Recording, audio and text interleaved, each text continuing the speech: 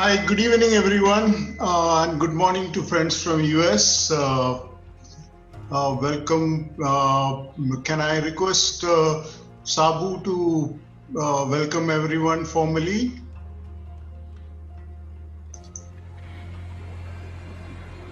Hello, can you hear me? Yes, Sabu, please go ahead. Yeah, hi. It is my honor today to welcome you all. So, before I get into that, I would like to uh, talk about a few minutes about our CETA uh, Mumbai Masterclass sessions. This is the fourth masterclass session that we are having today, the 26th September. The speaker introduction will be given by Padmanabhan Nair, our Padmanabhan. So I will just give a brief about this particular masterclass session.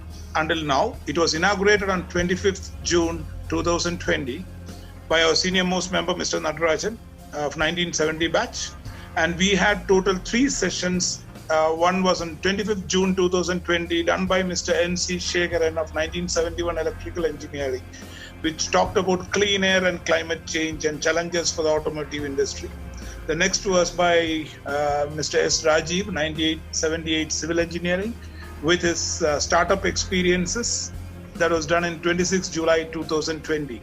Both these sessions are now available in our CETA Mumbai channel in YouTube. So anyone who wants to revisit it can certainly go and revisit it.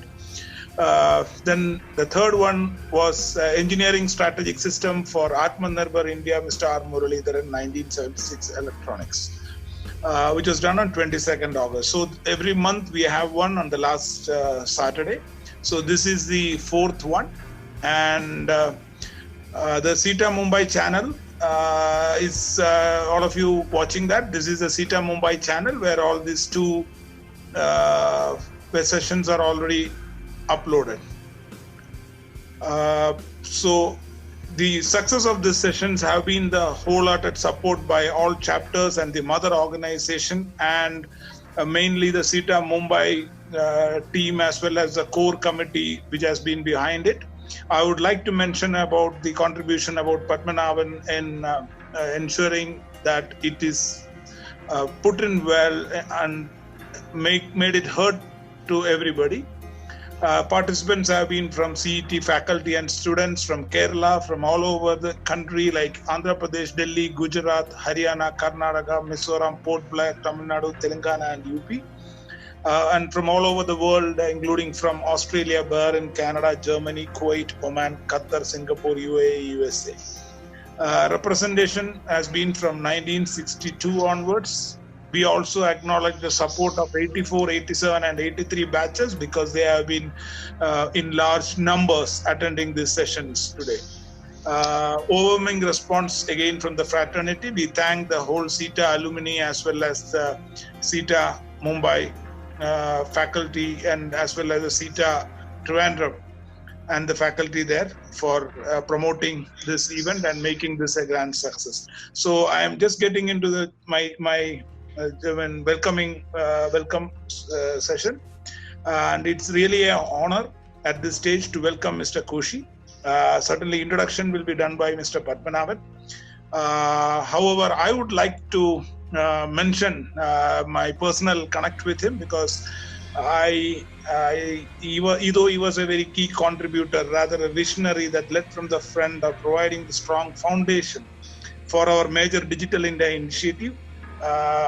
I had connected to him when I was doing my own startup, which was again another initiative by CETA alumni. Namely, it was called equipminds.com, a study planning application. He was there. I just connected with him just because of the CETA fraternity, and he was there immediately jumping into it, guiding me, connecting us to some top leaders in the industry, and even was ready to back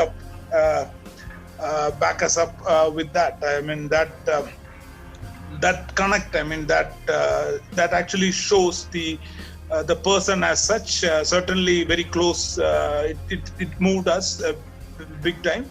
And that is the sort of person he is, very down to earth, humble, and is always ready to help, and certainly a close friend of CETA as such, right? I mean, with the CETA Connect alone, we connected.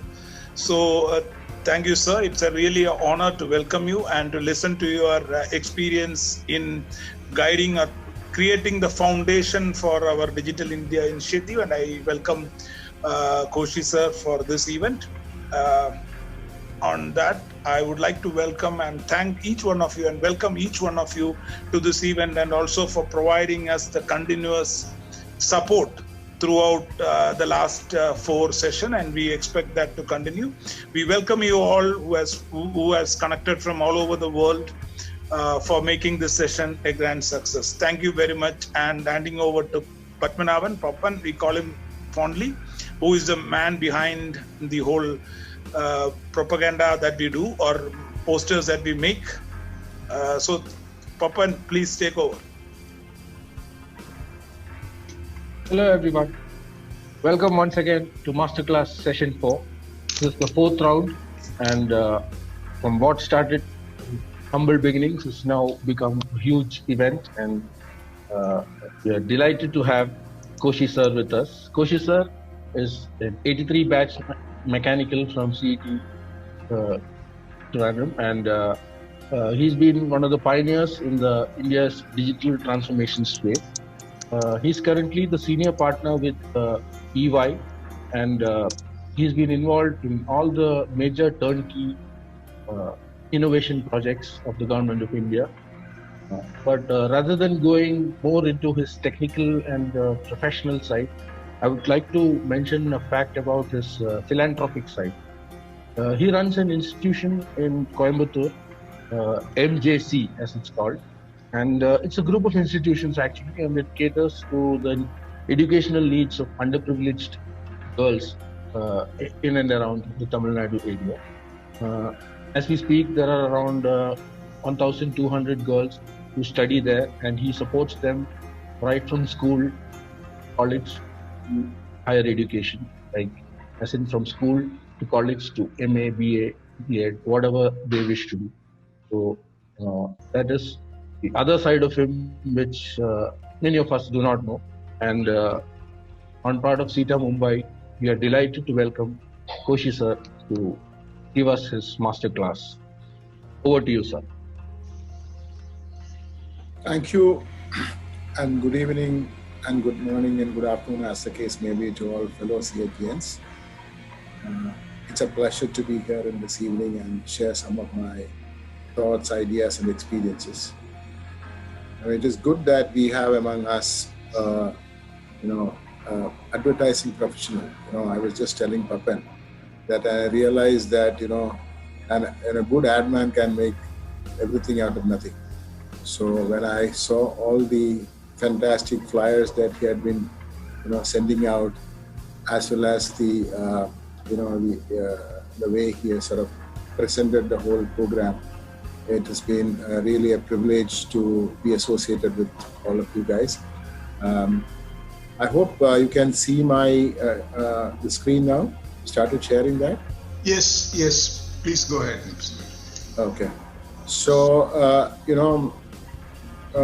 as Papan was a little ad guy, I would rather say probably when he says that I have sort of found, I was the key member of this transformation, digital transformation in this great country. I think it would be asking for too much and taking too much of credit, which I don't think I should be in any fashion taking it. But I had the opportunity to have a ringside view of some of the major successful national level implementations of digital e-governance solutions, so IT-enabled e-governance or IT-enabled governance or whatever. So because of that opportunity I got in the past almost 25 years, and I thought that it would be a good idea if I spend some time to share a big picture view of how things have evolved, some of the elements that went into that making that becoming a success, and so that all of us who are in our life playing roles in different organizations, some in government, some in private, could probably learn something or sort of pick up some thoughts from this to sort of help in what they're doing. Or in pure sense, it should be some general good storytelling to see how things have been changed. If you look at India as a country, if you look at even the very digital dimension, I'll say it's a matter of contradiction. On one side, if you look at a measure of digitalization in a country, there is a measure published by the UN. It's called UN e-Government Index.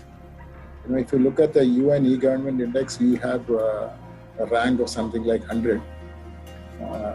And it used to be in fact, last couple of years it improved. Otherwise, it was almost in the level of 120.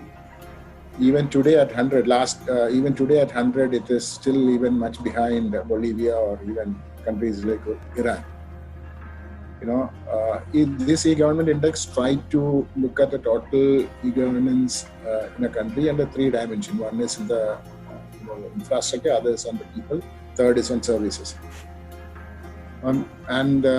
But on the other side, we are considered to be the world over recognized as a IT powerhouse, okay?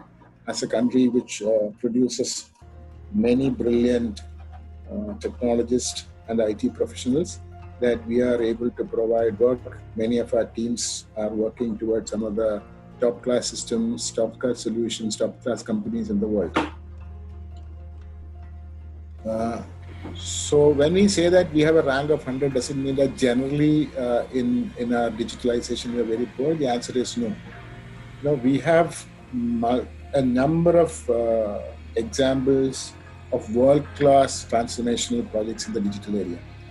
In fact, I felt recently I had there was an incident that really significantly gave a lot more confidence and pride on what we have achieved as a country in the area of digital services. When I had an interaction with a senior person from Japan. About a year ago, there was a conference in South Africa. And I'll tell you, this is almost a story. It sort of struck my mind, and I always share this with many of my friends. There was a conference last year in South Africa where I was a speaker. When it's a 4-day conference with all kinds of people coming from all around the world, when you say speaker, it's like a 10 to 15 minute slot, one of the sessions in the 3-day. I finished the session, had some fun, came back, and then I had a call from one of my EY colleagues from Japan. He said that during the presentation, there was a senior person from the Ministry of Economy, Trade and Industry in the Japan government. He had listened to the talk about the experience that we shared about India and some of the success that we had. And they wanted to connect with me to learn a little more. I said, perfectly fine, go ahead. So he connected with me, and the regional head said, can we catch up for a lunch? And we got up for a lunch.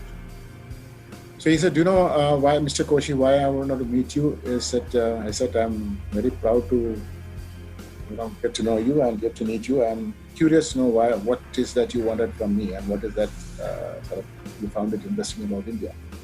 He said, Mr. Koshi, there are some areas, like for example, UID and UPI, some of those two areas.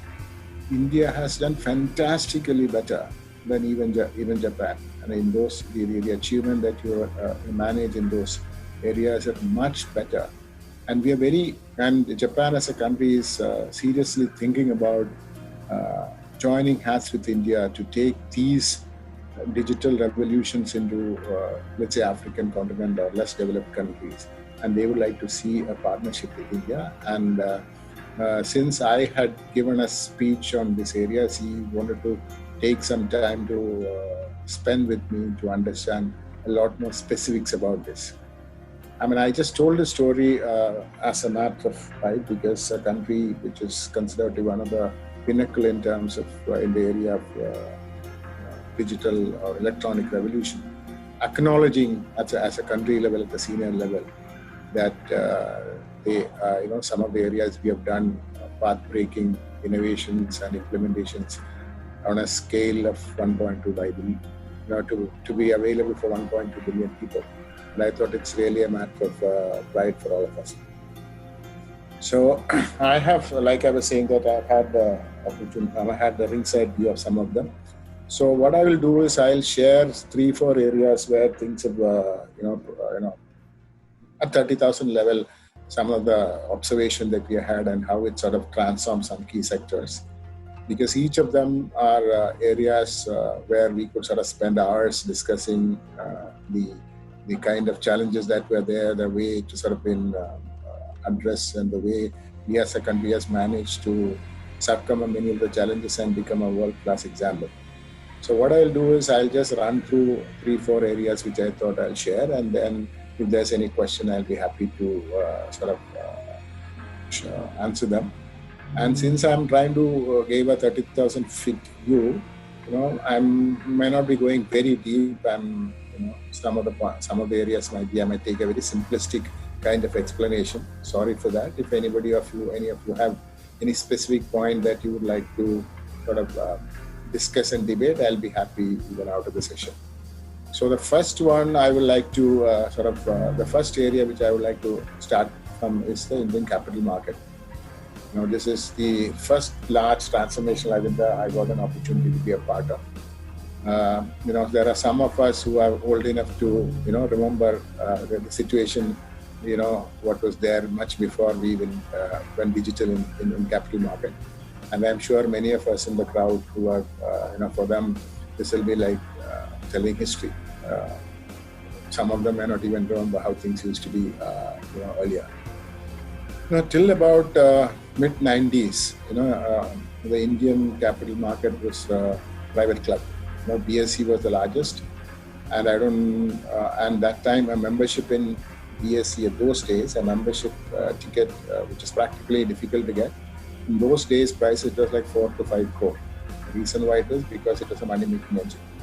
And in addition to that, we have something like more than 23, 24 exchanges all across the country. And each of them are, catering to a set of clients in that locations. And one of the biggest challenge was that, in this physical handling was in terms of the brokerage charges, the challenges in settlement, the challenges in trading, the kind of prices that you could get, etc., had been a big challenge. So that is when, the regulator was trying to get BSE to get fully automated that time, and BSE was taking its sweet time. And that's when they decided to set up what we call the National Stock Exchange, which, those days people just called the Sarkari Exchange, which nobody thought will succeed. And when they decided that they're going to move a completely digital trading floor. Some of you would have seen the old movies, how a trading floor works with a lot of people standing around and shouting. And when India went into establish a complete digital trading floor, it was one of the earliest one in the world. Even at that time, even NYSE and CME had not become completely digital, although they had started by their being digital. But we went to a completely computerized order matching with price time priority as a system being implemented. And which also brought significant price transparency and greater geographical equality all across the country. Otherwise, when you used to deal, if you are in Bombay, you had a broker who gave you certain price. If you are far away from Bombay, let's say if you're in Kerala, the Bombay broker would have a sub-broker, and he may have a sub-broker. By the time we add up the brokerage of all of them, the brokerage charges could be anywhere based on from 2.5% to 5% based on which part of the country you are. So when we created a full-fledged digital trading system, it completely changed the rules of the game. In fact, today it looks so obvious with the kind of internet connectivity that we have. But those days in 95, 96, it was nobody believed that we could manage to do that. That was the first time. In fact, that is why the NSE team set up a completely VSAT-based trading system with a kind of latency that is there. Nobody believed that would work, but we demonstrated that we could give geographical equality. So it doesn't matter whether you are in Bombay or whether in Timbuktu in some part of the corner of the country. They all had the equal privilege and equal opportunity. The second thing that was there is in the olden state, I'm sure that probably you would have seen in the Economic Times, it's a closing price, opening price, highest of the day and the lowest of the day. So most of the time, the brokers who had the access to the inside, they will never tell you what is the actual price in which they were able to match the trade. So whenever you sold at the lowest of the day, because that's the only thing verifiable for you. And whenever you bought at the highest of the day. And there was a soft name that the Bombay brokers used to call up, and I think it's a Gujarati word, used to call it Gala. So very often the Gala used to load another 2.5 to 3% in the total cost of trading. Then the clearing corporation did not stand as a guarantor in between, and NSE brought in the idea of innovation with a guarantor in between, because it didn't matter who on the other side was a buyer or seller, you were always guaranteed that you will get your money or your stock as the case may be. Then we decided to move into holding in demat form, which was something that nobody believed that our country will be ready to. Considering the fact that those days more than 86% of the trading used to happen from the retail trade, not the institutional people. And nobody believed that in a country as vast and diverse as India could manage to transform everybody from holding things in a paper in your hand to having it in an electronic account. And that's also something that we, as a country, we moved in. And when this went into the whole digital mode, it dramatically changed the order and scale of the opportunities in the market. In 1992, when we had the Harshad Mehta scam, which was that is when a lot of peaking happened in the trading activity in the stock exchange. The daily, the peak turnover that has reached was only 400 crore. Today, average broker based out of Cochin may be doing more than that in a day.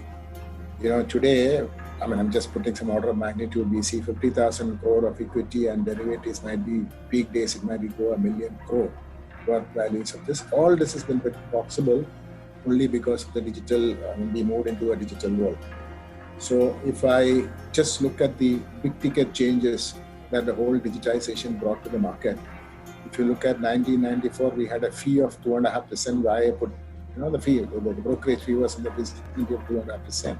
Why I put plus is that it depends upon which part of the country you are in and how honest your broker was. So the Gala, which I explained earlier, could have even loaded on 2.5%. Then if you look at the impact cost is a function of the amount of liquidity. So it's like if you put a reasonable sized order into the market, how much the price would move. That is a measure of the depth of the market. So the average impact cost was something like 0.75%. Counterparty risk was very high because if the counterparty failed to deliver the stock or failed to pay the money and that the trade got cancelled out, it means that you are exposed to that risk. But that is what is called counterparty risk. Paperwork was how to handle all this paper. That is the whole the variety of charges in handling the security to move from one to another and get all the settlements done. 0.75%. Bad delivery is an average 0.5%. It's being done. It's because because of the way the papers work. The problem used to be that even if you paid good money and got the shares from the authorized stock exchange, you were still exposed to the risk that this is a stolen share or a forked share or a forged share or anything, because it was never guaranteed. You could never guarantee that. If I just share you some statistics, on an average of the settlement, 25% of the settlement used to have some problem with the paper. And out of which about 1% used to get the victim used to be the buyer. The victim used not the guy who's the perpetrator, but the victim used the guy who bought the share or sold the share. The guy who bought the share. So that was if you just average out. This is a study done by a top economist that time, and then you also had the stamp duty impact. So altogether, it was something like 5 to 7%. And then when all these things moved, we moved to one of the most modern institutional system in the country, in the world, that we were able to, we can say that cost has come down to 0.5, 0.6% from where you, based on whom you're dealing with. And it is now with the, online trading available, you can do it from your comfort of your home, and that they are all connected digitally to their broker, which get connected to the stock exchange, and it gets happen smoothly. And the most important thing is bad delivery. Bad delivery become historical event, and the kids of new days don't even understand what bad delivery means and what's the impact of that. So that is a big ticket transformation that we saw in the capital market. I'm just giving you a bird's eye view of what happened. Because this is something that happened more than 25 years ago, I'm just giving a very brief outline, and we'll go towards some of the other big-time transformation that we saw in our country, and then eventually we'll I'd like to share how I see some of the big-ticket changes are going to make a big difference even in the coming years and months. Another where I had a very interesting, where I had an opportunity to have a ringside view was in the modernization of the income tax system. This an idea that the government of India initiated sometime in 2001-2002 to significantly modernize the income tax department. So if I just briefly tell you what was the problem that they were trying to solve, is that as the department had started computerization. They had what you call 36 regional computer centers. They used to call it RCCs all across the country. And all of them were being managed by professionals almost in a siloed fashion. The extent of integration was exceedingly limited. And all this then meant that there was a very significant amount of leakages and wastages, and many a time either the government or the taxpayers were also taken for a ride by unscrupulous elements. So if I just briefly explain describe the problem, that we are all familiar with what we call withholding tax or TDS. So what's the idea? This is an idea that was originally promoted by Milton Friedman in US, where he said that if you, he wanted to mimic or sort of take learning from the other markets, where we had a concept of a retailer and a wholesaler. So he suggested that if you try to collect tax at the time of revenues or salaries being paid, income being generated from the income paying entity, not the income receiving entity, the chances you have the benefit of acting as a wholesaler, because the number of income payers will be relatively much lesser than the number of people who receive income. For example, a company is one entity which is paying salary to 1 person, 10% or 100,000 people, but it's just one company. And whereas the people who receive the salary are thousands and lakhs and millions. So it's like a wholesaler. Secondly, the guy who paid the income will have less incentive to delay payment of tax or avoid payment of tax. So it is from this model that we had a concept of withholding tax, what we call it nationally, what we call it TDS, tax deduction. So now how did the whole thing work? Okay, I was a company, so I have 100 employees, I deduct a tax, and I go and deposit to the bank, and the bank gave me a challan which says that I have deposited 1 lakh rupees belonging to 100 people. Each of them had a TDS of 1,000 rupees. So then I come and give what we call a Form 16A to each of those 100 people. So as far as the individuals are concerned, if they get a Form 16A, they have a proof that tax has been deposited on their behalf. How did the whole circus used to happen? If the companies were unscrupulous, there could be many ways in which they could play a cookie. One is that they may not go and deposit the money at all, or may deposit much lesser.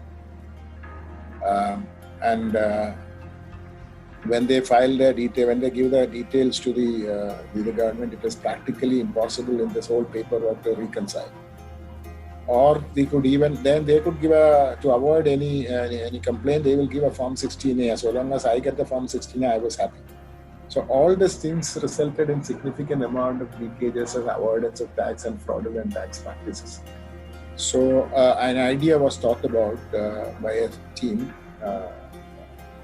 to set up, what they call a national level tax information network.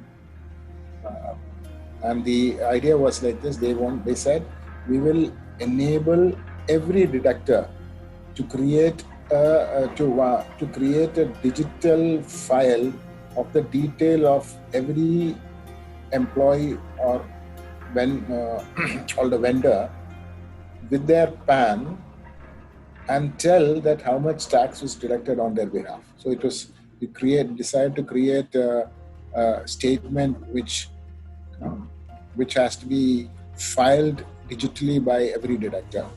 And when he makes a payment to a bank, the bank was required to digitize the information about the payer along with his identification number and upload to the central system.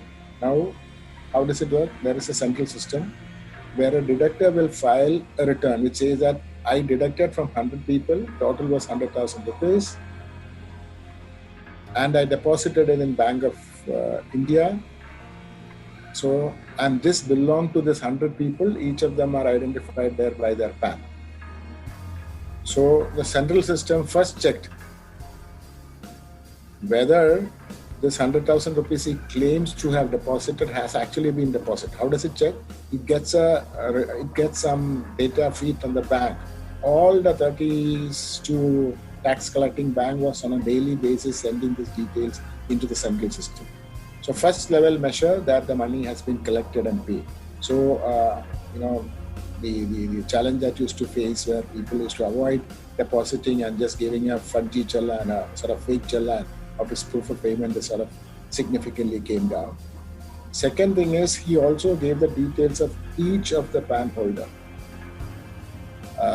And the system created a ledger for each of the PAN holder. So I'm sure that all of you might be using that, or rather many of you might be familiar with what you call the 26AS, which is like a summary of all the tax deducted on your behalf, as well as all the tax paid by you. This is an innovation that has been implemented first time in the world. I remember when this idea was mooted and evaluated by the World Bank, they thought that something like this can be established only with billions of rupees, and it will not become successful, because even if you look at even in a country like US do not have such a comprehensive equivalent of 26AS coming. There it works in a slightly different fashion. It's not a national level integrated 26AS being available. I know there are for the people who are want to go in little detail, they have some system which is slightly different, with many of the service providers providing the service. Anyway, so this is an innovation that we tried in 2003. And, it was a huge challenge to, get used to this idea all across the country. And in the early stages, there was a lot of problems. I'm sure that some of you would have experienced. In fact, the joke used to be that people used to swear at 26AS. And we say that, our vision should be, today everybody is swearing at 26AS. There should be a time that comes when people should swear on in 26AS. And I'm sure that is the way it works. Today, most of the taxpayers get a very nice consolidated view, and if their deductor has not deducted and deposited, they will be able to go and follow it up and put the pressure on them. And I'm sure that you would have seen the recent innovation that is taking place, where in addition to the tax statement which shows all the tax deducted and deposited, is also started showing the details of the other investment that you have made. So eventually, I know that currently they are going through the next level of revolution, wherein the online taxman will show all our tax collected on a deducted from our account, all and major transaction that we made buying and selling a house on. So got to include those transactions in our income tax return. It is going to be a problem. So it is essentially the department is going through a revolution of being more transparent by making available to you on the variety of information available they have with them and making it available to us. So they're consolidating all the information available for a taxpayer into a ledger form and making it available to the taxpayer, that the genuine taxpayer, when they look at it, they will know whether all the transaction which is being shown in their name is actually a transaction being made by them, or whether they missed out identifying some of the income and so on and so forth. Because that was also a challenge that was faced by many taxpayers, that other people misused their tax ID, what we call a PAN, and undertook transaction which was in their name without them even knowing it. Now I will be able to see a sort of a ledger, a profile of all the transaction done by me, as well as all the transaction reported by various entities from my name. It could be about buying a house, it could be about the credit card statement, it could be about the mutual fund I invested, and so on and so forth. So a genuine taxpayer will be able to see and point out any mistake and rectify them. And an unscrupulous taxpayer will see that many of the things that you hitherto wanted to hide is now available, and so the ability for them to hide also comes down. So if I just share, so one of the big ticket impact that it made is that the tax as a percentage, GDP, when tax collection grew massively in the early stages of this massive national level, the integration, the total tax, especially even the withholding area, went up by 35-40%, which was not a measure of the economic change, because if you look at the economic, the nominal rate of economy, something like 10-11% on the real rate, nominal rate, the tax collection should not be increasing more than 10-15%. When you see something like 25-30% growth, it is truly a measure of better systems and processes helping us to happen that. And then it allowed, because of all these things, it became possible for online filing of return, which is now being matched, and refunds given 100% processed and refunds given in a short period of time. All these things became possible from the first step of establishing a tax information network. And similarly, you are also seeing the transformation of the indirect tax system. Earlier we used to have, since indirect tax was a state subject and certain element, we used to, when it come to commerce, it was like dealing with 24 countries, because all the states have their own rules and their own administration. So then there was a lot of cascading effect of the tax too. So first level, if you remember, we introduced something called modified value-added tax system. Then we came into a pure value-added tax system across country, and that still had the challenge of different, completely diverse administration from the various states. From there, the government moved into a completely goods and service tax as a system, and to make it work, they set up GST and Goods and Service Tax Network, which is the central integrated IT system integrating excise, service tax, and VAT, and enabling the taxpayer a uniform experience with respect to their returns to be filed and the way the reconciliation take place. And building on this foundation, both the direct tax department and the indirect tax department are able to move extensive use of data analytics to support taxpayer service and taxpayer and enforcement. So for the good and genuine taxpayer, it strengthened their taxpayer service, and for from the department point of view, it is strengthening their are able to strengthen their enforcement with less dependency on intrusive measures than it was earlier. I mean, I'm sure that many of us will have horror stories of how the tax department or the tax authorities make life miserable, which is the case in many parts of the world. But all this online system has given a lot of a significant ability to sort of keep track of all this development in a more transparent fashion. Also keep track of how people, whether you're employer or whether you're customer misused the tax system to sort of put you in trouble by undertaking transactions which are not in your name, showing investment which are not in your name, and so on and so forth. So those are the the beauty. I mean, the transformation that took place in our country, which has made it possible to have the total tax collection or the tax collection to significantly grow in a meaningful fashion and make those funds available for the government to take for their administrative and developmental work. I'm not saying that everything is hunky-dory, but we have significantly grown forward, and what we have managed both in terms of GSTN as the central, the IT solution providing agency and the tax information set up by CBT are examples that in terms of digital, a fantastic example of digital transformation that we can be proud of. So this is where, now I'd like to move on to the next big time transformation that we have sort of initiated in our country is in the whole idea of digital ID as a foundation for service delivery.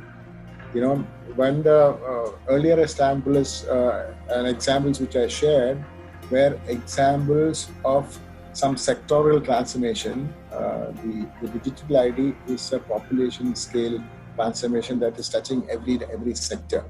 So if you really look at it, it is something affects everybody's life from the birth to the death, and it impacts the services with respect to whether it is maternity, even if you look at the service benefits being whether it is maternity benefit, it's immunization, child welfare, nutrition, youth benefits, and so on and so forth. All of them are sort of being enabled by the idea of having a digital ID as a foundation for service delivery.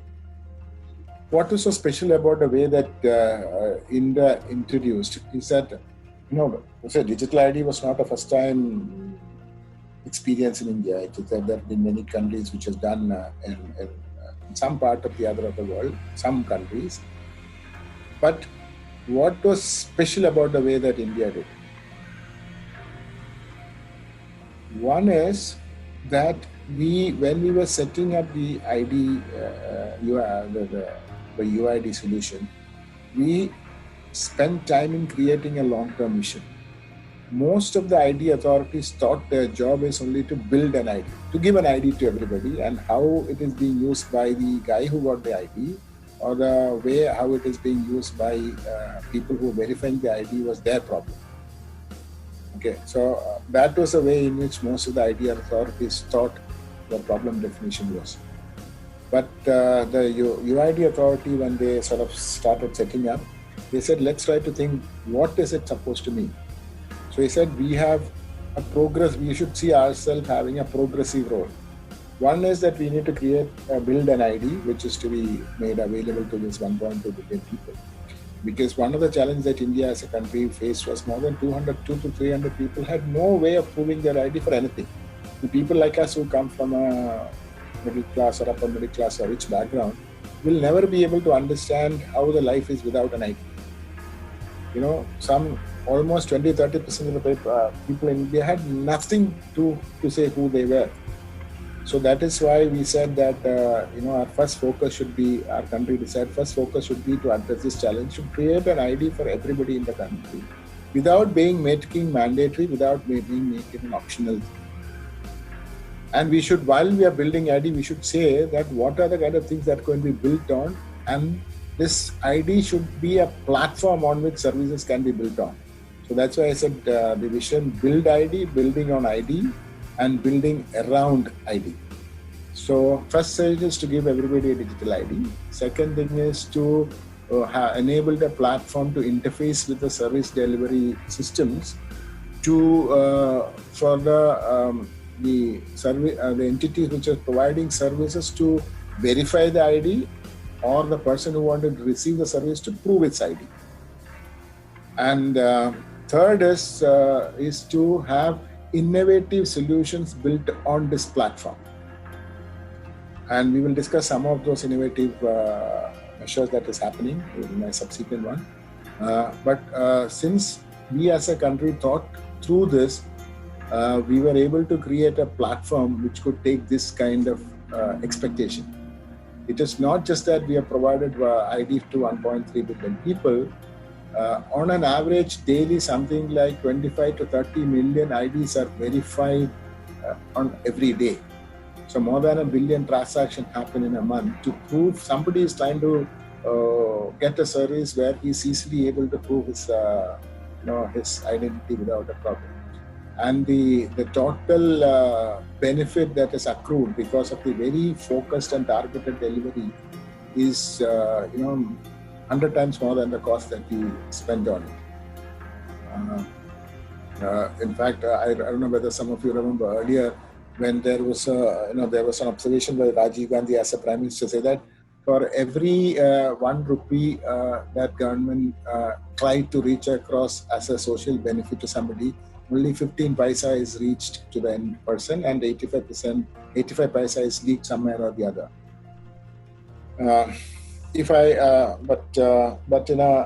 Once we were able to establish a verifiable digital ID, this is one leakage that has significantly reduced all across. I'm not going to specifics of the example. That is something probably when you have time you can sit down and chat on this.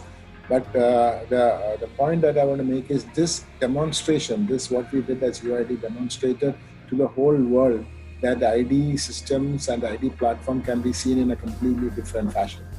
That based on the experience from India, the World Bank sort of established a cross-sectoral theme, which they call ID4P, which is ID for development.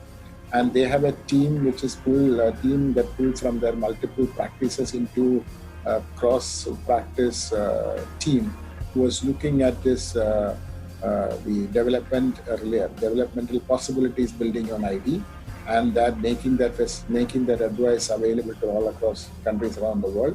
This is now being accepted by UN, by African Development Bank and Asian Development and so on and so forth. So the way how we are able to manage the whole ID as a social delivery platform, foundation for a social delivery platform. That is one big learning that we showed. Second was that in many of the part when the countries established the ID authority, the authorities and established an ID issuance facility, they had to deal with few large-scale players who provided us an integrated solution, but it was a complete vendor lock-in, which meant that the cost was humongously high. So India demonstrated that we can establish a complete open source implementation with exceedingly or limited or no vendor lock-in at all, even though it involved very, some proprietary solution needed for biometric deduplication. Okay, that is why we as a country demonstrated that the per unit cost of issuing a digital ID is really much lower than anywhere else in the world. We have the average, we have spent something like $1 per ID is what we spend, whereas there are countries which are $5, $7, $10 and $20 per ID. And we demonstrated, and there again, we established an example that the developmental institutions together has now identified a team. Essentially, the team is working in India to develop to sort of make a open source solution available for ID implementation, which they call modular open source implementation for ID, something they call MOSIP, which has now been encouraged by the World Bank to form the basis for any new ID programs. The Philippines government has just started their national ID program, and they made it a requirement in the RFP that any vendor should come in building on this MOSIP platform which has been developed in India. So that is the one big ticket transformation example that we can learn from the Aadhaar implementation in India. And then, like I said, building on this idea, we have been working on many population scale solutions. So I'm just giving you some more examples. as you are aware, one of the first areas on building on this idea of this platform, a lot more innovations came.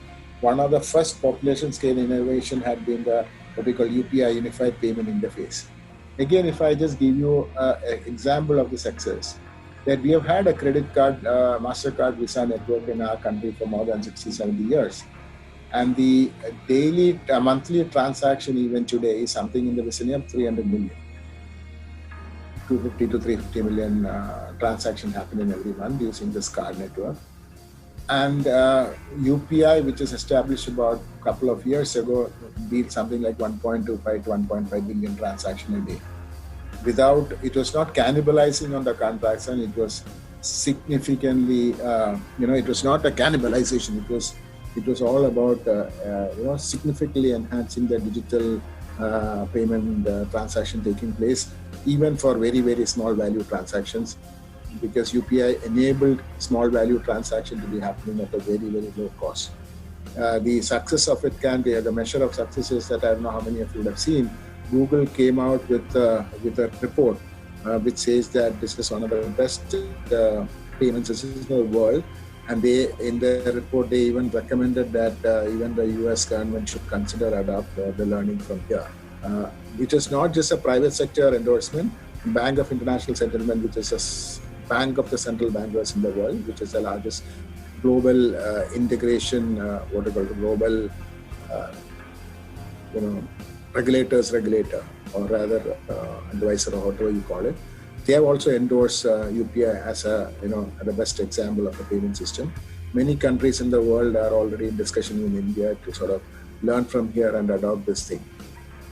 That is, another population scale implementation. And I heard that they are working on even further innovations to even build on this a voucher system which will enable any benefit payment either by the government or by us to be seamless and digital. If I just give an example, today we know that how we make a payment using QR code. So I go there, I scan the QR code and make a payment. So what this idea being considered this time is that same idea to be made available for making benefit payment by the government or by personal. If I just give a personal example, let's say that I want to give a targeted benefit. I want to give to the maid a COVID testing cost as as my contribution to her. I might be able to use the system, print out a QR code which she can go to the lab, and the lab will scan that QR code. So she need not even have a smartphone. She can just have a printout in her hand and just go to the place, and that entity, when they will scan, get their money. Imagine now the government want to give benefits to some particular cash benefit or a non-cash benefit. If it's cash benefit, also they can make this QR code available. They can each of this person can go and take a printout from the nearest CSC, what they call Citizen Service Center, and even without having a smartphone, he's able to make use of a digital payment system. Imagine the kind of transformation it can make onto the whole payment system, and this is something that we expect will be launched in the next few months' time. That is on the payment system. The same set of geeks who have been working on these ideas have now did what we call the learning stack, which is another open source solution they have implemented for the completely changing the learning management in our country. I don't know how many of you are familiar. Is that building on this underlying open source platform called Sunbird, the Ministry of Education, earlier called MHRD, launched this platform called Diksha. If I again give you the scale of, and Diksha has been introduced last 3 years, it is growing day by day. All the states in the country, excluding West Bengal, are already using that. And today, more than 100 million students use this system. And every day, about 45 to 50 million hits that happen. And it has become a big boon. It was originally a big boon to our students. It was originally meant to be a complementary to complement the education system, and that means something that will provide us an extra support, freely available. But in this COVID situation, they realized that that is becoming a primary means of education in many parts and in many schools. Since I also run a school, I understand how it has made a big difference. My kids, the school which I sort of run, have kids coming from very, very poor background, and many of them don't even have a smartphone or a computer at home. They borrow their smartphone or computer from the neighbors, not a computer, rather smartphone from the neighbors, to use it for a few hours to continue with their studies using the resources available on Diksha as a platform. Today it has reached 100 million students using, and practically, and it is growing on a day-by-day basis. Some of you who might be very savvy with the IT system, it's like if I just tell you the kind of transaction that take place, on a peak day, it handles something like 9,500 transactions per second, and it is expected to grow 3 times in the next few months, because they are planning to take this to the next level, to give a personalized support to each student. What do you mean by personal support? Today, anybody can use this Diksha app and use the material available for their personal benefit. So what is the next thing that is going to be upgraded here is that each student will be able to register, and the system will keep track of the progress being made by each of the student and give a feedback to the student, the teacher, and the parent. So it is completely personalized attention for learning at home.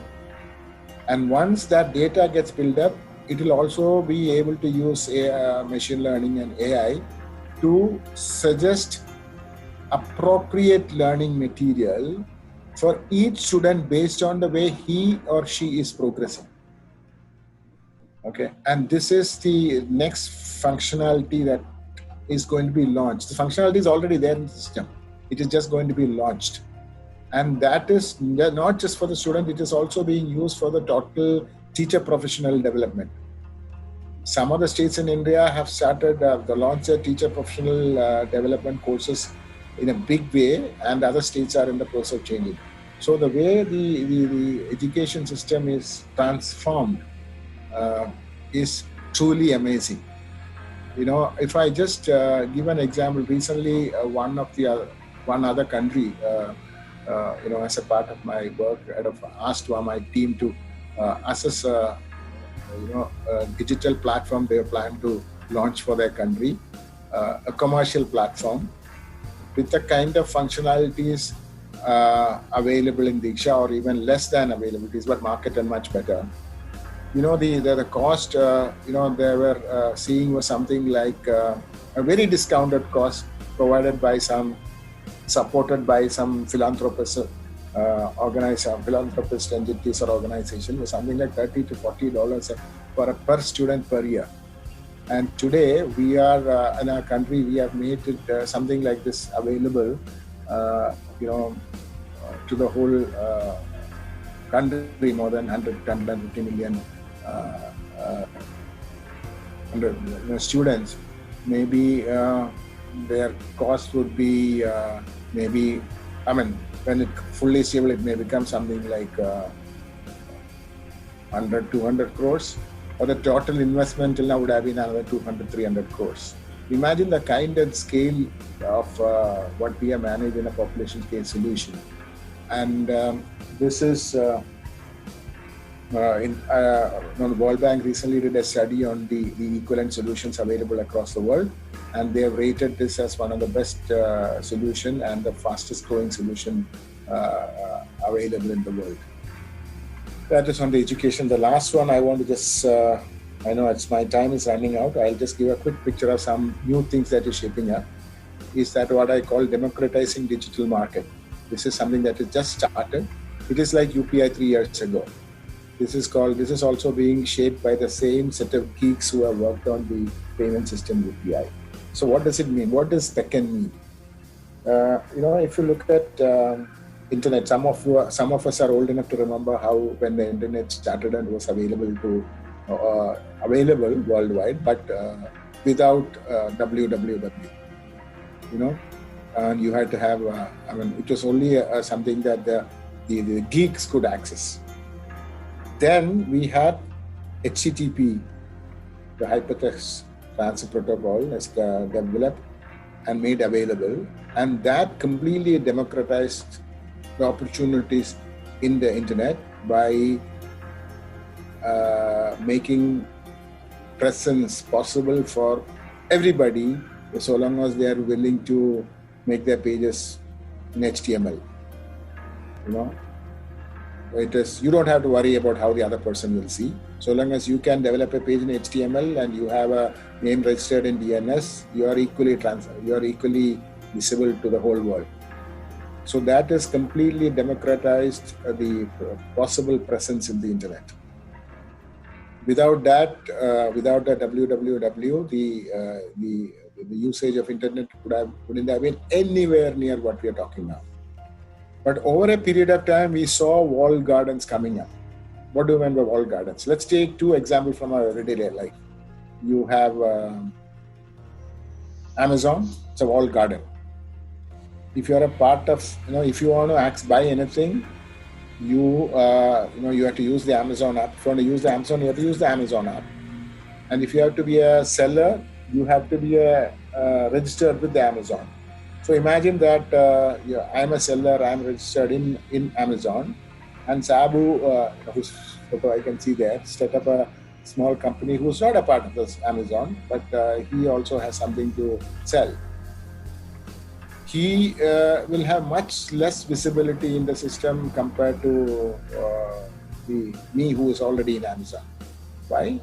Because the opportunity discoverability is very, very, very, very different. And if I am searching using Amazon app, Sabu will not even be seen. So Sabu will have to publish his website or his marketplace or so on and so forth. That's what I mean by a walled garden. Same the case with, let's say, your Uber. Uber is a walled garden. If you are a taxi driver inside the Uber, then you are discoverable by the Uber app.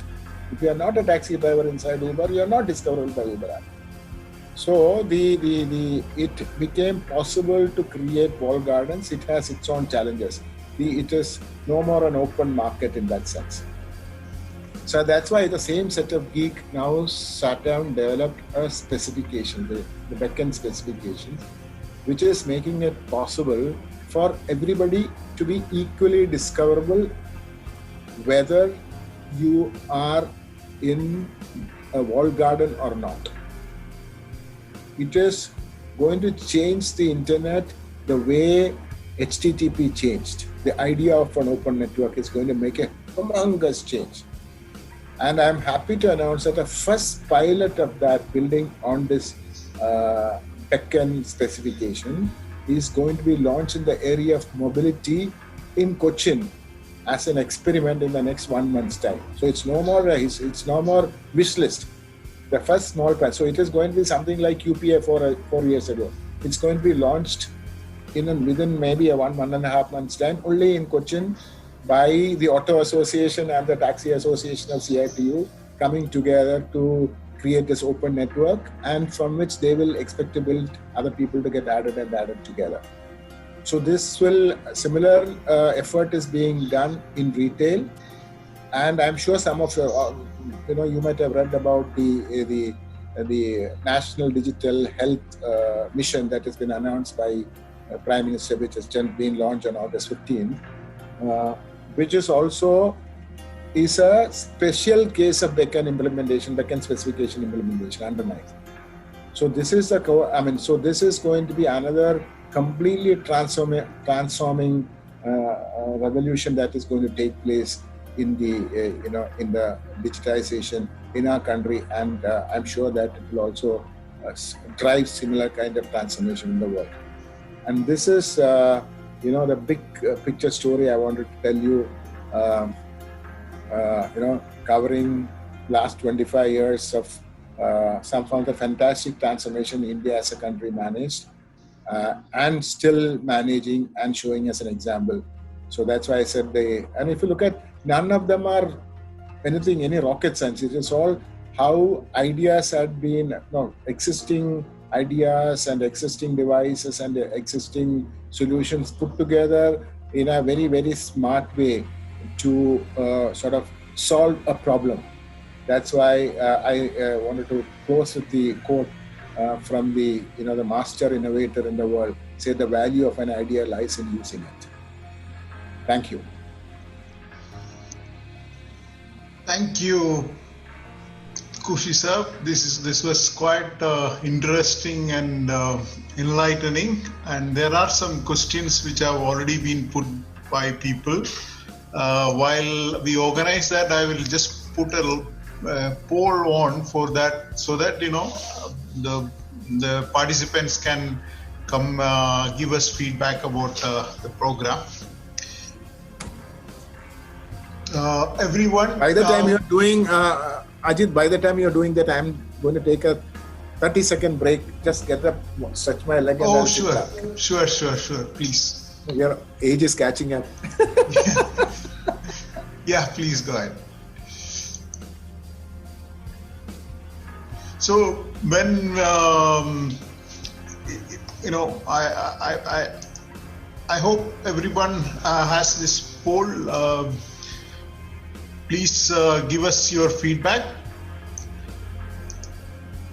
And we have few questions.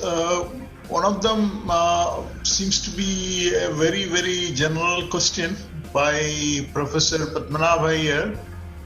Sir, are you there at the moment? We can start with your question.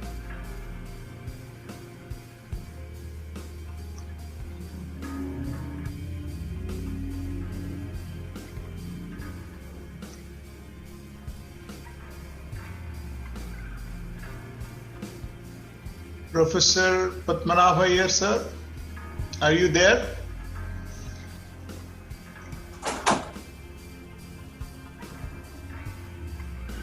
Okay, I'm back at it. Okay, fine. So we'll go with the first question, Mr. Ashok Kumar Bungat. I will allow him to talk, directly ask the question himself. It's about the digital transformation question. Mr. Ashok Kumar, can you hear us? Yeah, I can hear you. What about you? Can you hear me, please? Yes, please. Yeah, we can hear you. Yeah, we can hear you. Yeah. And excellent speaking by the speaker. He has given wonderful information how the digital has transformed the way exchanges are functioning. I just wanted to know something about, you made how the trades were happening in 90s. How the digital has transformed the way trading in exchanges are taking place. You remember a couple of incidents in the past I just wanted to bring to your attention. When the subprime crisis happened, there was downward circuit breakers in the exchanges for a couple of times, with the result that the retail investors were caught off-handed. This happened when Dr. Manmohan Singh was re-elected in 2009. This happened when COVID issue came into picture in 2020, and we expect that the same thing will happen in the future when vaccine comes for COVID. This sort of turbulence makes the retail investor in a very difficult situation. So why can't the exchanges be opened for 24 hours? And I'm imagining a day when Nifty can be purchased any time of the day by sitting in a place in America or Europe. I can buy the futures of crude by sitting here in India, Bombay.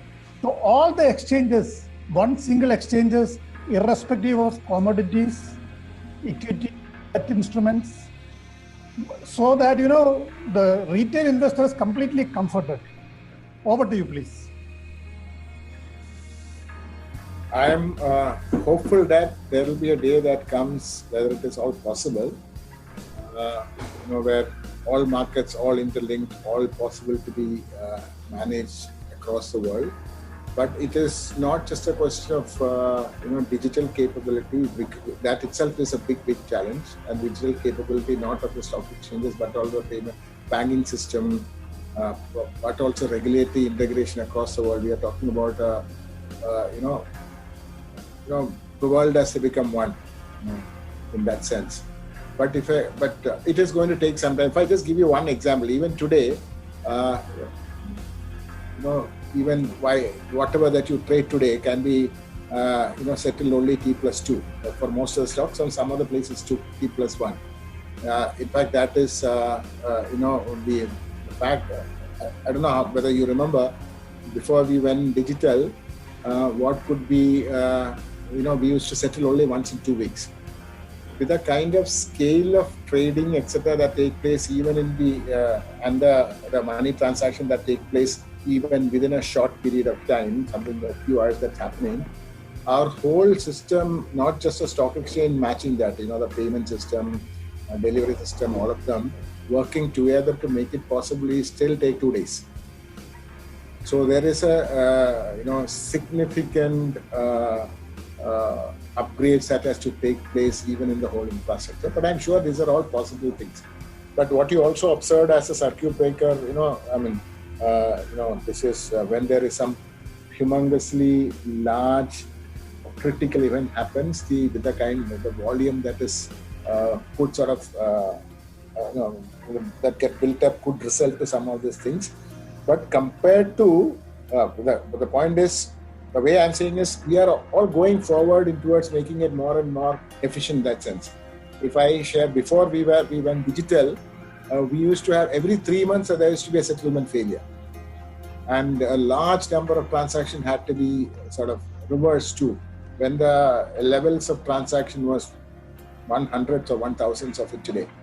So so I'm not in any way discounting your thoughts and concern, but I'm saying it's a long way ahead to reach that kind of efficiency to happen on a global level. But the good thing is that there is a continuous effort that is going on in both in the capital market as well as in the banking system, enabling this seamless movement. For example, if you look at the UPI, which I explained, is something that made transaction completely interoperable even at a small value transaction within the country. So those kind of things have to take place. But I think it's a journey that we have to hope for. One more question. What about what you call mixing the exchanges? Why there should not be one single exchange for all the, including commodities, etc., etc.? See, there's a lot of specialization and expertise that is needed, which has to, and the way to, each of them will have, its own way of handling the risk, the trade, the transaction, the matching, and all of them. But one thing that has become possible digitally, for example, earlier we had 28 exchanges. Now we have only practically 2 big ones. The rest of them are sort of wound up. There are some smaller ones still there. That kind of integration is taking place. But when it comes to commodity and financial instrument, it's still the kind of expertise, etc., needed is completely different. So it's not just a question of digital enablement, the whole system of regulations, matching, regulations, as well as the risk management is significantly different. So I'm not so sure whether we are yet ready to do that. But if you look at each of the stock exchanges are adding more and more functionalities, for example, whether it's NSE or BSE, they brought in from stock, they brought the interest rates futures, they're bringing in the foreign exchange. So probably you would see these kind of things also coming in into this in time. Okay, thank you very much. Okay, thank you. Next question from Mr. Fazal Mohammed. He will ask his question. It's about using mobile money. Mr. Fazal Mohammed? Hello, can you hear me? Yes, please. Yeah, we can hear you. Thambi, great to hear you. Hope you remember me. I'm from 84 Electrical. Hearing you after 35 years. Okay, Fazal Mohammed. Okay. It was really indeed a very interesting information what you shared with us, and some things which is known to us, which is really known to us. So that way it is really wonderful it was. I just had a small question about about the mobile money. Why is it not all that popular yet? We have a huge enabling people with that. I have seen this in East Africa, in most of the countries. It is really an tool. Everybody uses this, and that's micro level transactions. So like for example, my house, I'll go to market, and then if she need to buy something, I transfer money from my mobile to mobile, and then she pays to the guy with that money, and to the trader. Like, and this is. Faisal, where are you based now? I am right now in Democratic Republic of Congo. 5 years with the United Nations. I'm in this part of the world with the peacekeeping mission right now. Oh, okay. So I find this a very interesting tool which they use. They don't have even smartphones. Still, they have managed able to do this. That is why is it not that popular in India? Is my question. Over to you, Thambi. No, I mean, if you look at in India, we have, like I said, looked at the unified payment interface, which is actually a payment which is being enabled now on the mobile phone. Okay. So that's why I was just giving you a statistic that the low ticket transaction that take place using without a card or anything, using the mobile phone is about 1.5 billion transaction per month in India, and it's growing exponentially. But you had asked a very interesting question whether the M-Pesa kind of thing should be enabled, which is like a mobile money. See, there are two things that has to be factored in. What UPI is trying to achieve is a completely interoperable system. Okay, how does a pure mobile payment system work is that the mobile company, the telecom, uses their bill payment system to transfer money from another one person to another. Okay, if I just in a very simplistic fashion, let's say if I have money in an account, at the end of it's an account being maintained by the mobile operator, which is because all mobile to mobile is connected, he is able to transfer one to one. So there are two issues. One, the regulatory issues that is coming is that, who is being the regulator of how this company is undertaking the financial transaction? What is who is regulating the financial discipline? And, whether they are managing that in a correct fashion, that is one question. More importantly, even here, there is a possibility and a challenge that is coming of each individual entity becoming their own walled garden and monopoly, and become a challenge. They have become a challenge in terms of interoperability. Whereas the UPI as a framework is enabling. If you look at people who are in India are quite familiar, the PhonePe and those kind of thing which is coming, independent of where you have a bank account and whether you have a bank account, it is becoming possible to even to go to a shop and even you can go to there are many of the digital vendors are today enabling UPI based transactions. One is whether the technology is there, it is possible, yes. Is it growing? The answer is yes. In a much more, like I said, in a much more disciplined and fair and transparent fashion. But it's also a question of cultural transformation across the country and its usage. The positive thing that I told you, but something that started 3 years ago has something like 1.5 billion transactions every month, and it is growing exponentially. So you may see that kind of expanded usage in our country too. But today, if you look at many parts of our country, you will see that kind of number. Even today, even our COVID time, even without me going, when I want to buy something, even online or when my driver goes and picks up something from the nearby shop, I just sitting here, I transfer my money through my mobile to for him, and he goes and picks it up in the shop and just deliver it soon. So which is, the UPI as a mechanism for small value payment is much more cleaner, efficient, transparent, and interoperable. and that's what is going. But for a, so that's why, and at the same time, much more, what you call, the central banker, whose job is to look at the discipline of how these financial transactions are happening, are also able to have their better control on a system like this. So this is like a big picture answer I'm giving. Thank you, Thambi. If you permit me to just comment on this, I am not undermining, rather UPI is a great enabler, it has a role to play. But it is doing its job. But in a country like ours, we want to do lower end transactions that is where this mobile to mobile transfer happens. That's why I'm saying is UPI is all about lower end transactions. This few have. No, but you need to have a bank account. Am I right? That's my understanding. That's why I said, see, finally you have to have an account somewhere. Okay, so when you have a mobile payment, no, listen. When the mobile payment, what is done, he is keeping an account for you. So that's why we have also introduced what we call no-frill. See, bank account, how does it become? What is the challenge of the bank? One is a regular bank account come with certain frills, so there is a cost of maintaining an account. That's why we have launched what we call payment bank, which is purely a transaction bank where the banking system charges are practically, to maintain that account is like practically, very, very low or no cost. So there are two issues. One is whether you want an account, it's a question of who is holding the account. Payment bank is holding an account which is enabled to only transfer this way and that way. Same as what is your telco companies are doing. But telco company, as I told you, at the end of it, you look at digitally. You need somebody has to maintain an account.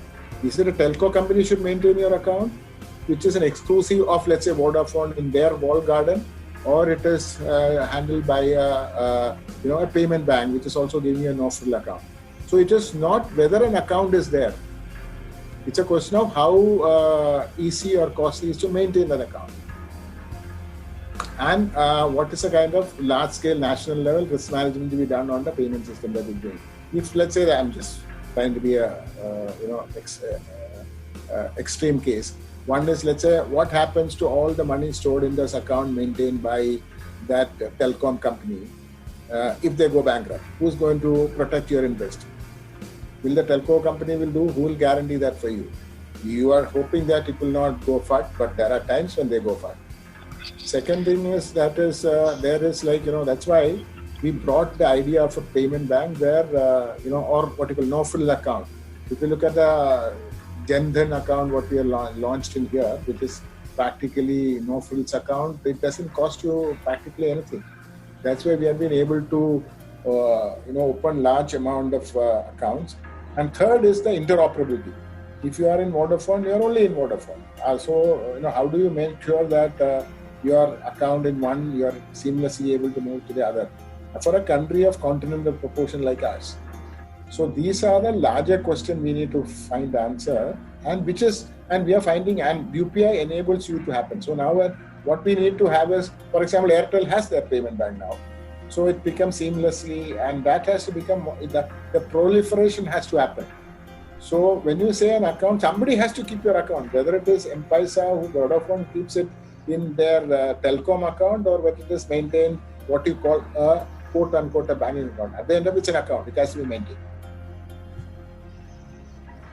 Thanks, Thambi. We'll take offline the discussions further, and I don't want to hijack this conversation. Thank you very much. I know, I understand. There's a lot of deeper issues there. We can chat up separately. Thank you, Mr. Fazal. Then the next question is on the TDS and GST related issues. I will ask Kavita to talk on that. Kavita? Yeah, hi. Hi. Hello, everybody. Hi, Kavita. Yeah. So my question actually comes from this thing. Recently, I read that there is actually a law which was enacted, which came into existence in March, and which will be actually in practice from October 1st onwards, where e-commerce companies and other platforms which are actually outside India will be required to take TDS from people, individual, freelancers or business owners who are actually providing services to them.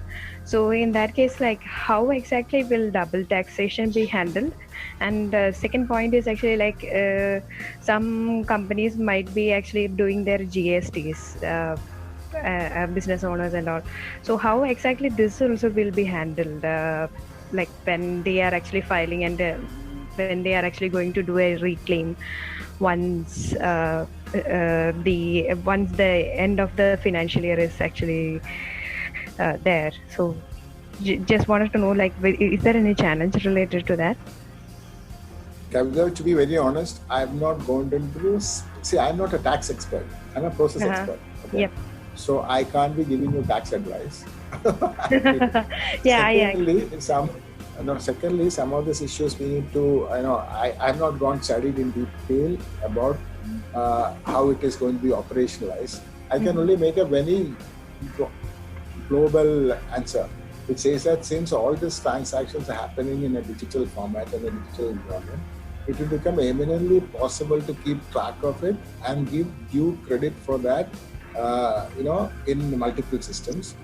Then second question that you said about the double taxation. Double taxation is handled through between the countries through what you call the double taxation avoidance agreement. Okay. So within the broader contours of that, the appropriate credit will be given. But if you ask me whether I am good enough, I am experienced enough to tell you how this, all this thing will happen, the answer is no. I am not a tax expert. Okay, fine. Okay. Thank you for that. Thank you, Kavita. Now, there is one question from Mr. Ajit Kumar regarding the drivers. What drove you to this digitization? I will request Mr. Ajit Kumar to talk. Ajit, are you? Yes. Hello, am I audible? Yes, please go ahead. I am Ajit. I am based in Cochin now. Thank you very much for the illuminating presentation. My question is that you have shown a very big picture on the transformation that has happened, the digital transformation. So I want to ask specifically, what were the basic drivers for this transformation? And related to this, maybe you also mentioned about the Harshad Mehta scam and other things. So I would like to know what is the role that is played by these type of challenges in this transformation. That is one part of the question. And second is that mostly you have spoken about the government system who has actually transformed the thing. I know that there is a large amount of participation from the private sector, but I would like to know what was the role of the private sector in the vision itself, not on the implementation. Yeah. Okay, fine. Let me just try to give you some broad answer. One is, let's take the capital market stuff. Okay. So we like I said, it used to be a private club earlier. So we were thinking about bringing in more order and regulation in this whole market for some time. And in 88 or 89, we decided that we need to have a specialized regulator. Till then, it was part of the regulation was broadly handled or loosely handled by the Ministry of Finance through the Stock Exchange Division. So as a first step, they set up SEBI without the SEBI Act, without the regulatory teeth with them, and they were going in a slow and steady fashion to try to create the more disciplined regulation, learning from the good practices around the world and learning from the challenges that it's facing. And it so happened that 1992 Harshad Mehta scam, which was outcome of a very poorly or regulated capital market, gave a big impetus to the fast-tracked the regulation, the fast track the regulatory environment, and SEBI Act was enacted in 1992, and under the chairmanship was and the executive director at that time was Babe. I'm just forgetting the first chairman. They together came to and tried to bring a more regulatory environment, and then they consulted a large number of experts, not from the government but from non-government, academic and private sector, on how to transform this market. So they realized the need of a digitization of the whole process, and they first tried to work with the BSE to bring this discipline, and since it was a privileged members club, they were unwilling to bring about this transformation. So they put together a young team. It was not run by the government. A young team of professionals put together to develop an entity called National Stock Exchange, which was the starting capital were provided by the public sector entity, but they are not banned by bureaucrats, but a young set of professionals coming together to think through and develop this. And the whole market development happened only through the active participation of the private sector, because the government sector was only the foundation and platform provider. They were not doing anything else. So the extent of the private sector participation is humongously high in the NSE as an organization and the market they developed. Same was the case with NSDL. I don't know how many of you are aware. NSDL was the first the idea of a national information utility that was developed in India, where in a strict sense it's not a government organization. It was a hybrid organization which had a strategic control by the government but the flexibility of the private sector. So in a strict sense, the private sector owned 50.5% of their equity, which gave them the flexibility of a private sector professional organization, not owned by. When you say private sector, doesn't mean that's be owned by a single person. It can be owned by a collective entities coming together with the flexibility of procurement, flexibility of recruitment, and flexibility of processes without the restrictive management of the government. So, and the same thing as if you look at the tax information network, also was set up in that fashion. Even whatever that they are doing, if you look at the whole modernization, is done by the private sector entity. If you look at it, the TCS and the Infosys of the world, which is developing the system. So if you look at whenever they do the population level transformation, the policy making and policy administration is handled by the government, with service delivery being handed over completely to the private sector. If you look at Diksha, which I gave an example, is a purely private sector initiative provided and handover provided to the government to own and make it available for the country.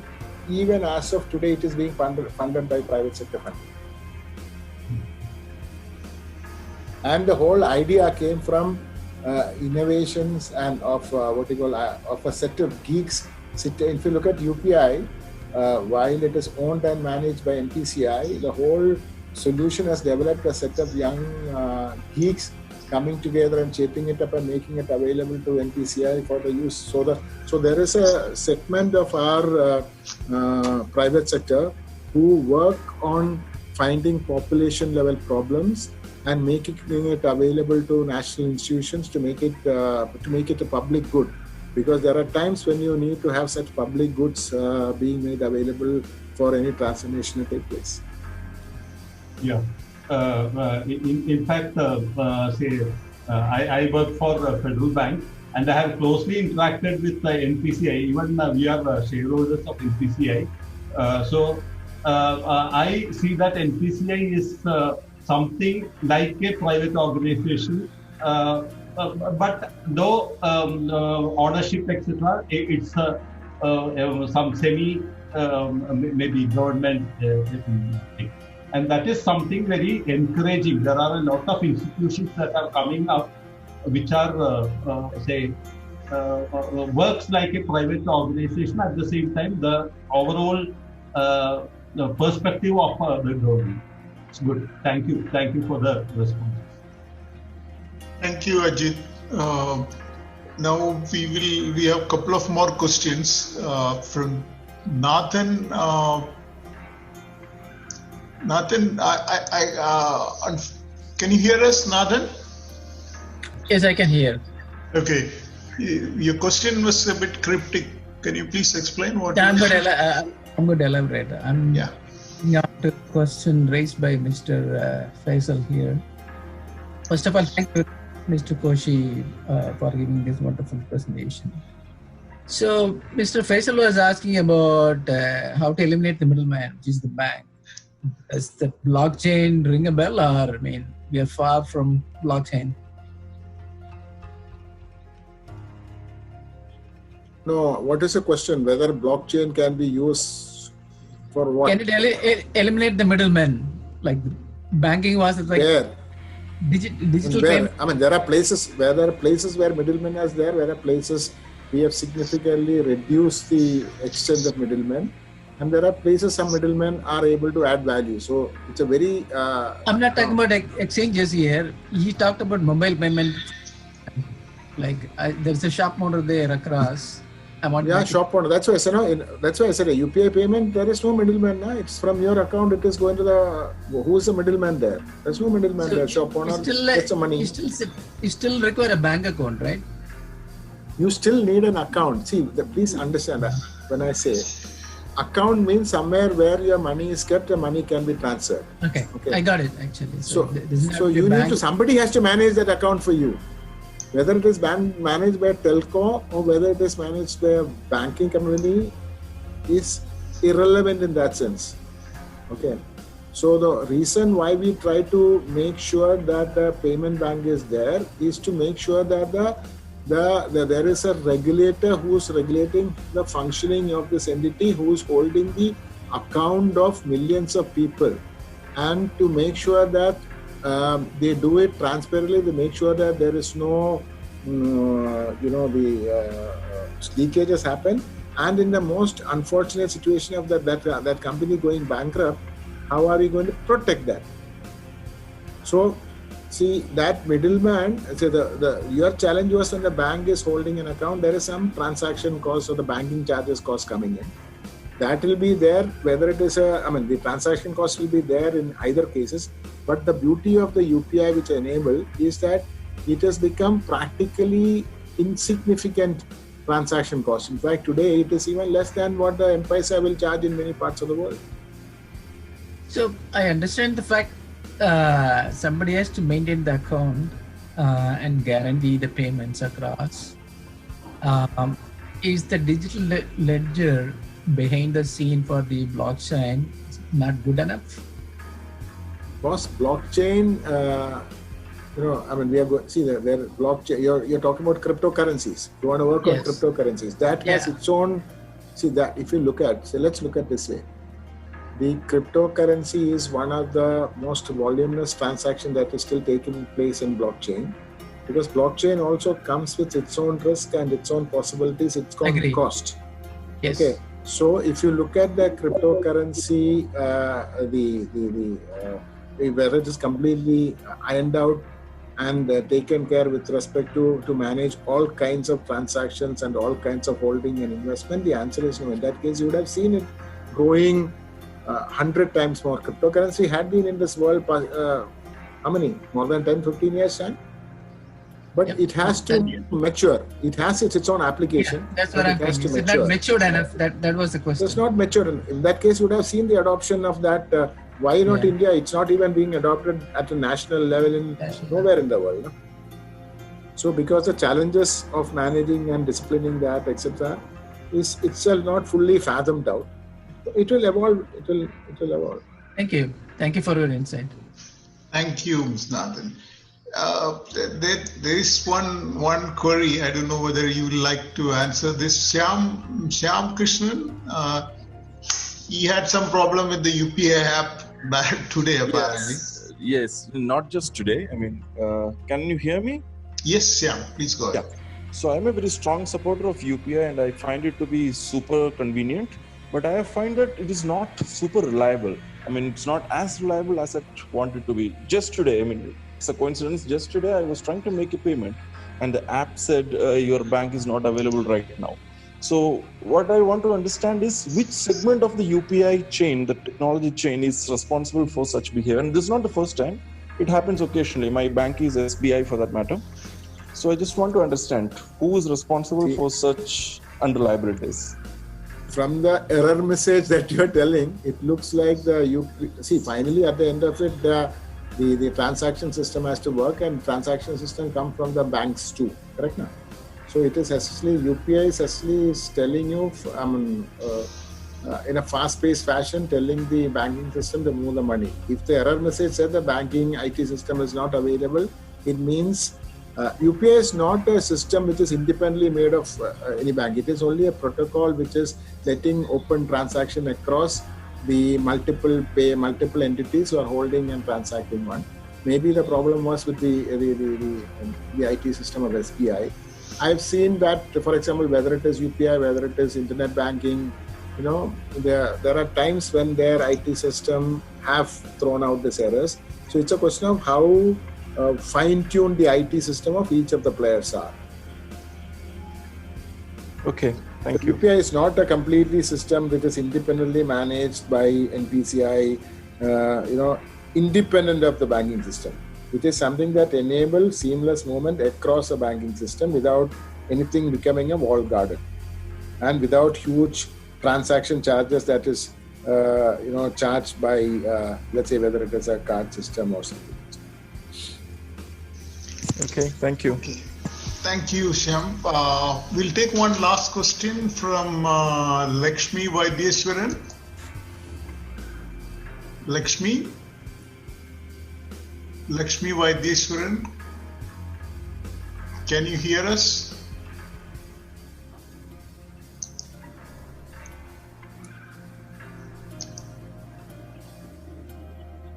Hello. Hi. Hi, can you hear me? Yes, please go ahead.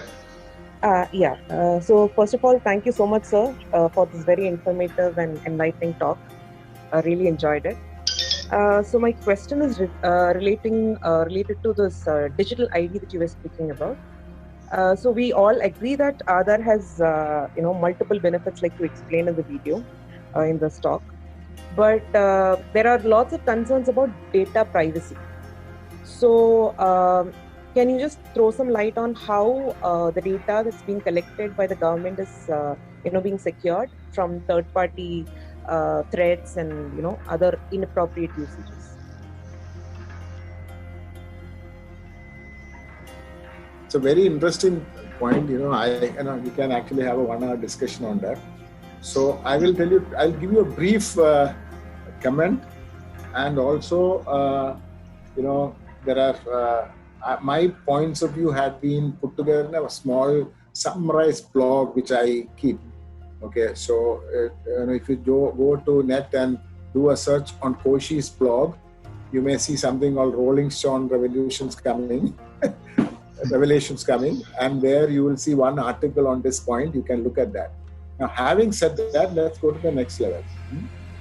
What does UPI collect from? What does UIDAI collect from you? It takes your name, your date of birth, your father's name or mother's name, or your address, and your biometric. It is all stored in a highly secure system with and we have not had a single instance of that system breach since it started. You might have seen some nice newspaper article of some system breaches here and there, which are, we can take each of them and see where the breaches happen. Okay, so there is one thing that is there is the system. This is just your name and your biometric. That's it. Whereas if you look at compared to that, many other systems where you are given your data today is where they have a lot more details up there, are all worried about their security systems and privacy systems. If you look at your banking account in SBI, it is not for the whole country, but it contains millions of people and their transaction details. So today we are in this era where your data is available in large-scale system open to the net. Some of them have a very small coverage, some of them have very large coverage, and everybody has to be worried about data security and privacy. So we are, as a country, going towards ensuring stronger regulatory requirement to make sure that the data being collected is handled and used in a very disciplined fashion by those entities. The act is under discussion and it is expected to enable. You know, this is the journey that we are all seeing. But if I just take a cynical view, and again I'll recommend you to read another article which I wrote in the same blog called Privacy Fantasies.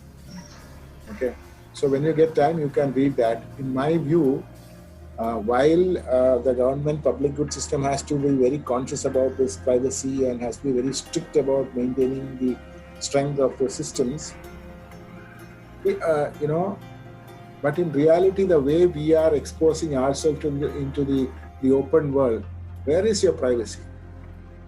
You are going and giving your phone number, your email ID, your digital ID to hundreds of places.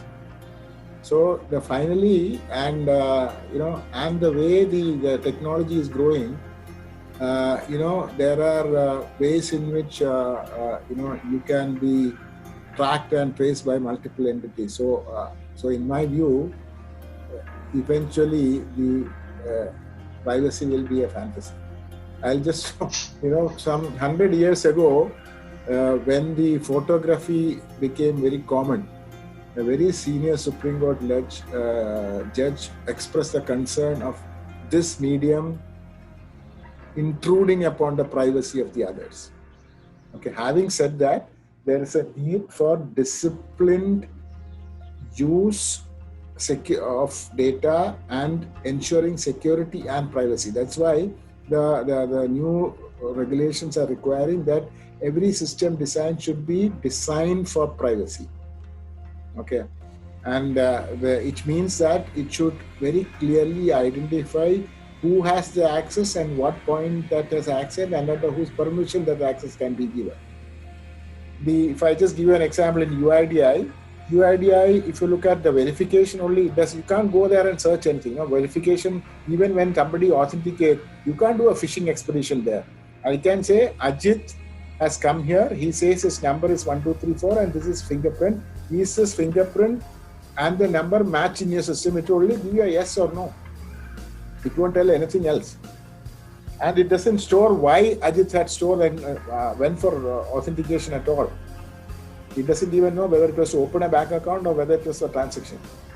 But my you know, slightly cynical way of looking at is, you know, a lot of people, while it is important that every entity has to be forced to secure the data that they collect, sometimes many of the people who do not want such transparency, you know, bring about a lot of reasons why it should not be available. So I will say that, like we say in Mahabharata, you know the Shigandi, the character Shigandi.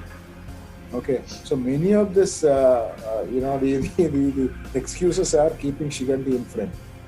The real guy is behind. If you look at your bank account, you look at your Facebook account, you look at the way that you give your phone number available every damn site in the world.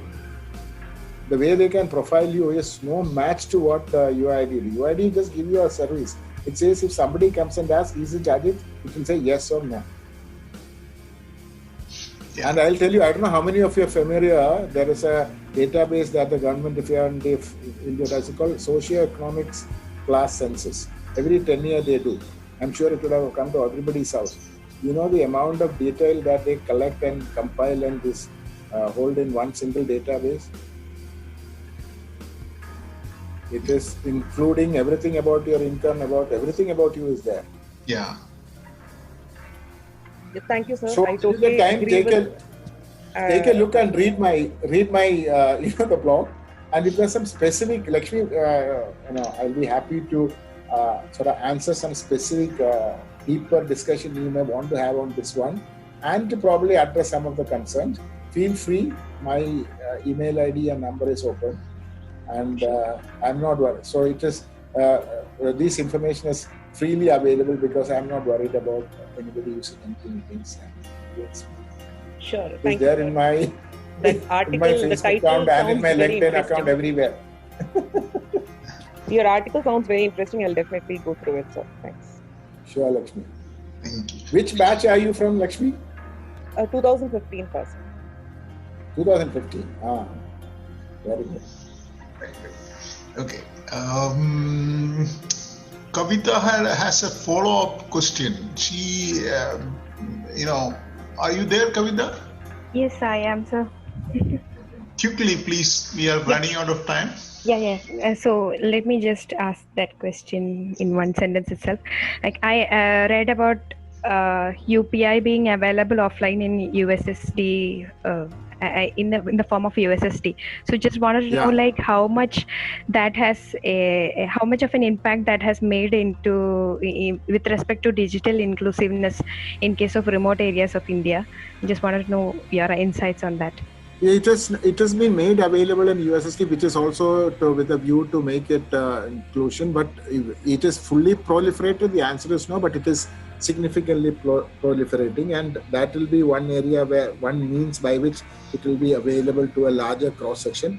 And similarly, as I explained to you, even the digital voucher and so on and so forth, where you don't even need a mobile phone to have access to digital money. Okay. Thank you, Kavita. And is Professor Padmanabha Iyer still there? I'm trying to get him. Mr. Professor Padmanabha Iyer is from 62 batch. He's one of our regular followers. He wanted to ask something, but I'm not able to get him on the line. So that's the end of the questions in the Q&A box. I will thank you very much for answering all of them. And I will now request Pratap Kumar to place the vote of thanks in front of us. Mr. Pratap Kumar. Thank you, Rick. Am I audible? Yes, please. Go. Thank you. It's quite late in the day. I'm trying to make it as short as possible. Thank you, Koshi, for this wonderful session on Indian digital marketing, Indian digital transformation story. As you rightly said, the story, the transformation has come a long way from the private club days of Indian capital market to GST and to Build ID and building around it. Wonderful session. I hope all of you have enjoyed. I also would like to thank Sabu for his introduction to our masterclass and what we did till now and what are the ways through which you can access these masterclass sessions, which has happened previously.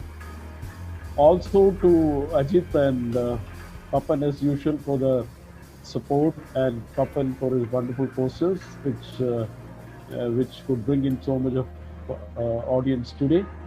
And last but not least, to all of you audience who have come here and waited patiently, supported us, listened to us, and asked questions. You are the soul of our program, and we expect from you a continuous support. Thank you and good night.